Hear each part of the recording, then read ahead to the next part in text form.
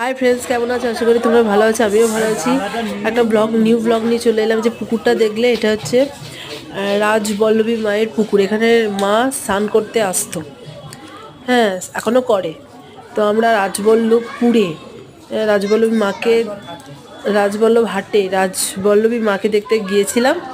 তো ঘুরে ঘুরে দেখাচ্ছি, দেখো এখানটা মন্দির, মানে রাজাদের আমলে এই মন্দির।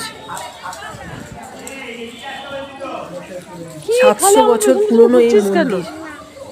দেখো, দেখেই বুঝতে পারছো কতটা পুরনো। চলো ঘুরে ঘুরে দেখাচ্ছি। দেখো এখানে আমরা বসেছিলাম, আমার মেয়ে দুষ্টুমি করছে, প্রচন্ড ভালো লাগলো এখানে গিয়ে। তো দেখো আর একটা জিনিস দেখাচ্ছি, মাকে দেখাবো, তার আগে দেখাবো যে বলি দেয় ওখানে, মোষ বলি হয়। তো বলির জায়গাটা চলো দেখা যাক। পুজোর অষ্টমীর দিন এখানে মোষ বলি হয়, যে এই জায়গাটায় মোষ বলি হয়।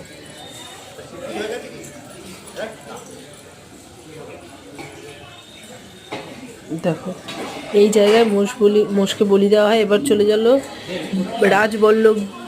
রাজবল্লভী মাকে দেখা যাক।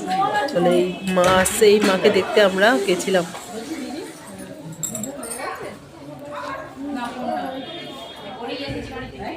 তারপরে তারপরে চলো দেখে আসি। সবাই মোমবাতি ধূপকাঠি জ্বালায় ওখানে, মানে মাকে দেখিয়ে ওখানে সবাই রাখে এই জায়গাটায়। হ্যাঁ যাচ্ছি। তো ভোরবেলা গেছি, খুবই আমাদের ভালো লাগলো। পারলে তোমরাও সবাই ঘুরে আসতে পারো। হাওড়া থেকে হরিদ্বার।